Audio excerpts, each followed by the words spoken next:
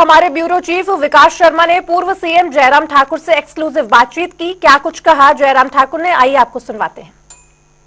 हिमाचल प्रदेश की सुक्खू सरकार को हाईकोर्ट से एक बार फिर से झटका लगा है, जिसमें साफ तौर पर हाईकोर्ट के आदेश हैं कि अपफ्रंट मनी एक पावर प्रोजेक्ट को लेकर जो सरकार की तरफ ली गई थी वो वापस करने के आदेश किए गए हैं। और इसके साथ ही ये कहा गया है कि आप हिमाचल भवन जो कि दिल्ली में मौजूद है, एक नायाब प्रॉपर्टी हिमाचल प्रदेश की है, उसे भी अटैच करने की बात की गई। ज्यादा बात करेंगे, हमारे साथ इस समय जयराम ठाकुर हैं बात करने के लिए, पूर्व मुख्यमंत्री और नेता प्रतिपक्ष। क्या कहते हैं आप हाईकोर्ट के इस फैसले के ऊपर? मैं समझता हूँ कि सब हिमाचल वासियों के मन में इस बात को लेकर के पीड़ा है कि आखिर सरकार सारे विषयों को गंभीरता से क्यों नहीं ले रही है। 70 से ज़्यादा वकीलों की फौज खड़ी करके रखी है, एडवोकेट जनरल से लेकर के एडिशनल एडवोकेट से लेकर के डिप्टी एडवोकेट जनरल तक। लेकिन उसके बावजूद एक के बाद एक मामले में वो कोर्ट में हारती जा रही है।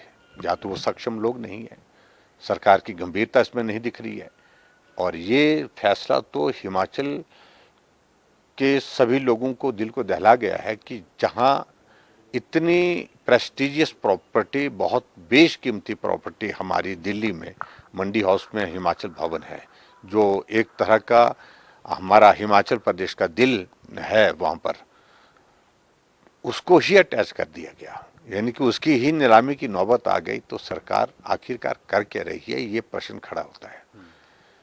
मुझे इस बात को लेकर के खेद है कि मुझे बताया गया कि जो कंपनी है उसने ऑफर किया था कि हम जो है इसमें वो नहीं लेंगे, इंटरेस्ट नहीं लेंगे। 13 जनवरी 2023 का ये फैसला आने के बाद ये संभव था, कंपनी वालों के साथ बात करते, उसमें नेगोशिएट करने की वो भी गुंजाइश रहती, और उसके साथ साथ में अगर वो पॉसिबल ना होता तो सक्षम वकील खड़े करके कोर्ट में अपना पक्ष मजबूती के साथ रखना, ये सरकार की जिम्मेवारी थी। लेकिन वो जिम्मेवारी में वो चूक गए हैं, और वो जिम्मेवारी के साथ काम करने का स्वभाव ही नहीं है, और परिणाम उसका ये हुआ कि हिमाचल भवन की नीलामी की नौबत आ गई।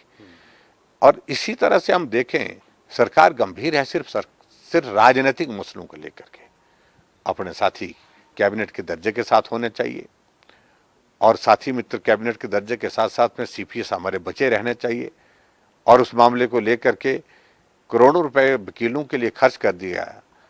हेलीकॉप्टर में, जहाज में वकीलों को दिल्ली से लाना, करोड़ों रुपए उनको दे दिया।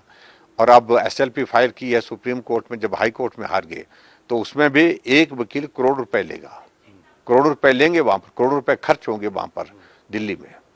तो उस सारी चीज के लिए पैसा है इनके पास, क्योंकि वो सरकार के जो नेता हैं, सरकार में जो कुछ कांग्रेस के नेता, उनकी कुर्सी बचाने के लिए चले हुए हैं। लेकिन हिमाचल भवन बिके तो बिके, उसकी कोई परवाह नहीं, वो कोई चिंता का विषय नहीं है। तो मैं समझता हूँ कि बहुत दुर्भाग्यपूर्ण स्थिति है हिमाचल प्रदेश की, इस प्रकार से बनी है कि ऐसी सरकार जो गंभीर किसी विषय को लेकर के नहीं है, एक एक फैसला लेते फजीहत का दौर ये चलता जा रहा है, अभी तक रुकने का नाम नहीं ले रहा है। हिमाचल की एक ऐसी नायाब प्रॉपर्टी जो कि नई दिल्ली में है, और उसको अटैच करने की आप बात कह रहे हैं कि बहुत ही गलत बात है, पहले सरकार को सोचना चाहिए था। लेकिन ये भी कहा जा रहा है कि 2009 में जो है इसे पावर प्रोजेक्ट जो है ये इस कंपनी को दिया गया था, और ये भी कहा गया था कि उसके अंदर आप जो है सशर्त, यानी कि एक समझौते के तहत जो है कुछ चीज़ें जो है वो कही गई थी। अपफ्रंट मनी जो प्रीमियम है, अगर उसको ना लौटाए सरकार, तो क्या ये आर्थिक संकट जैसी परिस्थितियां माने इसको? नहीं, देखिए, मैं इस बात को मान के चलता हूँ कि सरकार के पास पैसा नहीं है, और अपफ्रंट प्रीमियम का ये दौर जो है, एक कंपनी ने, एक नहीं अनेकों कंपनी ऐसी हैं जिन्होंने कोर्ट में मामले दर्ज किए हुए हैं, और इस कंपनी के पक्ष में जब फैसला हुआ तो उसके बाद उन्होंने अपना पैसा वापिस मांगा। जो 64 करोड़ था, अब वो लगभग 150 करोड़ के लगभग बन गया है। तो ऐसी सूरत में सरकार को गंभीरता से लेना चाहिए था। अगर फैसला पक्ष में नहीं आएगा तो इसके परिणाम और भी ज़्यादा खराब होंगे स्टेट के लिए, और इसको गंभीरता से लेना चाहिए था, अच्छे वकीलों से अपना पक्ष रखना चाहिए था। लेकिन वो नहीं रखा गया, और उसका परिणाम ये हुआ कि हिमाचल प्रदेश जो है अब नीलामी के दौर में से गुजर रहा है। तो अभी राज्य सरकार को पावर पॉलिसी में कोई बदलाव करने की आवश्यकता है? देखिए, पावर पॉलिसी तो इन्होंने एक जो है, जिसको कह सकता हूँ कि एक तमाशा ही बना दिया है। हिमाचल प्रदेश में पावर पॉलिसी कांग्रेस पार्टी जिस प्रकार से लाने की कोशिश कर रही है, उसके कारण ये स्थिति आ गई कि जितने भी पावर सेक्टर में जो लोग काम कर रहे थे वो सब के सब छोड़ करके चले गए, अधिकांश छोड़ करके चले गए, और कुछ हैं तो वो छोड़ने की स्थिति में आ गए हैं। और इस सूरत में कांग्रेस पार्टी को कम से कम ये सोचना चाहिए कि पॉलिसी चेंज करके क्या वो उनको लागू करने की स्थिति में होगी। पॉलिसी बनाना एक बात है, लेकिन क्या वो इम्प्लीमेंटेबल है? अब हमने हिमाचल प्रदेश में जो प्रोजेक्ट ऐसे जो जिनको लेने के लिए कोई नहीं आ रहा है, जिन प्रोजेक्ट को लेने के लिए कोई तैयार नहीं, उन प्रोजेक्ट को गवर्नमेंट ऑफ इंडिया के पीएसयूज के साथ जो है वो एमओयू साइन करने के बाद उनको अलॉट किए। अब उनको भी कैंसिल करने लगे कि ये हो जाएगा, नुकसान हो जाएगा। अरे फायदे की बात करें तो आप करो, 2 सालों से आप हैं, दोष हमको दिए जा रहे हैं। 2 सालों से आप एक भी प्रोजेक्ट जो है हिमाचल प्रदेश का हाईवे सेक्टर में आगे बढ़ा नहीं सके। तो ऐसी सूरत में हिमाचल प्रदेश का बहुत बड़ा नुकसान होता हमको दिख रहा है। लेकिन चिंता का विषय है कि ये एक हाइडल सेक्टर ही नहीं, सारे सेक्टर जो है आज धरे के धरे हैं, बैठ गए हैं, बुरी तरह से तबाह हो गए। सीपीएस मामले को लेकर हाईकोर्ट का हाल ही में फैसला आया था और उसमें बीजेपी की तरफ से भी जो है वो एक कैविएट फाइल की गई है सुप्रीम कोर्ट में।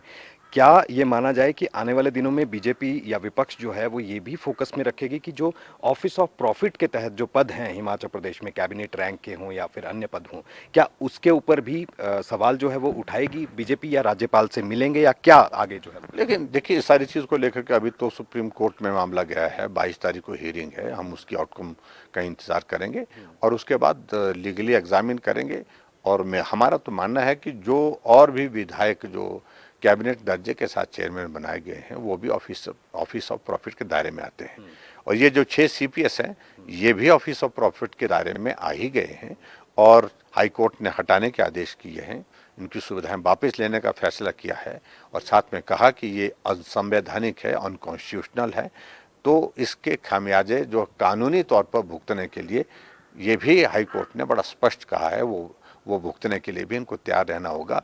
तो परिणाम आने वाले समय में जो होंगे उसमें यही होंगे कि या तो इनकी विधानसभा की सदस्यता भी समाप्त हो सकती है और इनके ऊपर जो खर्चा किया वो भी रिकवरेबल हो सकता है, और ये भी संभव है कि आने वाले समय में 6 वर्ष तक चुनाव से ही ये जो है वो चुनाव के लड़ने से ही बाहर हो सकते हैं। ये सारी सिचुएशन जा सकती है। हाल ही में अभी कल की बात है, हर्ष महाजन जो है राज्यसभा सांसद, उनकी तरफ से बयान आया और वो कह रहे हैं कि सरकार को हिलाकर रख देंगे और सरकार जो है ये जा रही है और बहुत से लोग जो कांग्रेस के अलग अलग गुट के हैं वो हमारे टच में हैं। क्या कहते हैं आप? तो देखिए, मैं इस सारी चीज़ को लेकर कभी कोई टिप्पणी नहीं करना चाहता हूँ। सरकार तो ऐसे ही हिली हुई है, हिलाने की ज़रूरत ही नहीं है और मुझे नहीं दिखती है सरकार संभलने की स्थिति हिमाचल प्रदेश में। और इस कारण से हिमाचल प्रदेश में चारों तरफ त्राही त्राही मची है, किसी का कोई काम नहीं हो रहा है।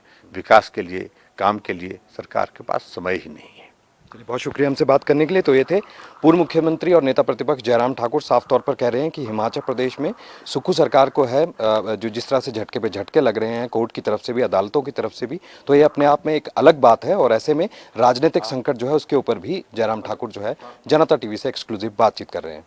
कैमरा पर्सन रोशन के साथ विकास शर्मा, जनता टीवी, शिमला।